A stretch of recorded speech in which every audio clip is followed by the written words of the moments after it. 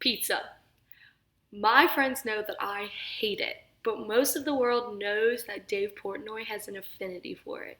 He makes a pizza review just about every day. Detroit. Best pizza in Detroit, I just found it. I found it. Freddie the Pizza Man, bar none, hands down. Now, I don't know if you like Detroit style. I don't care what style. This is the best pizza in Detroit, period. End of story. Clearly, the man loves pizza, but that's not his only passion. He's really passionate about sports and sports betting.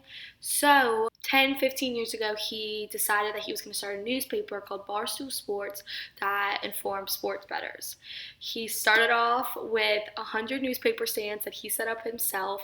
He was the editor, the paper boy, the CEO of the company, wrote the whole paper, delivered them all, and really the only support he had was from his parents. They gave him $2,500 to get him off his feet, and he really took off from there. Because his business became so big, he realized that he wasn't really cut out for the corporate world. So instead of fitting himself into it, he created a company that fit his lifestyle and what he wanted. So his employees show up in sweatpants and t-shirts, and they get to come in whenever they want, not whenever they want, but they get their work done. And it's a lot more laid back, especially in the middle of New York where corporate companies run everything. So he was a really big risk taker. I mean, going from a newspaper to a media company was a huge risk.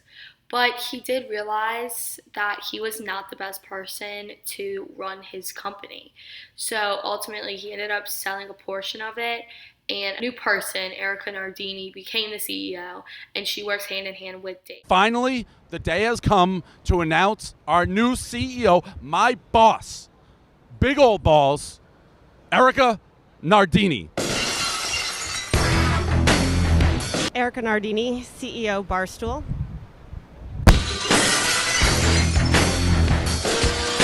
They have a very similar style of running things, which is great because they work very, very well together. And her taking over as CEO has allowed Dave to do stuff like pizza reviews and more sports betting. His company is still thriving and doing great. I think Dave Portnoy is a prime example of how just hard work can get you somewhere. And that's really a quality I think I have. The problem is he had an idea and just ran with it all the way home. And I have a hard time sticking with something. I had just ideas bouncing around. So I think one thing I can really learn from him is to take an idea and if I'm passionate about it and I love it, just go for it. One thing that he does that I am personally not great at is he deals with criticism and conflict really, really well. He believes that all publicity is good publicity because his name's getting out there, but some things that he's done and said and things that people say about him, I really don't think I could take the criticism that he's taken. He also does celebrate his enemies' failures, which I don't want to do. I don't want to start a company based on that, but he legitimately will buy an expensive bottle of champagne, get their name engraved on it, and every time they fail, celebrate.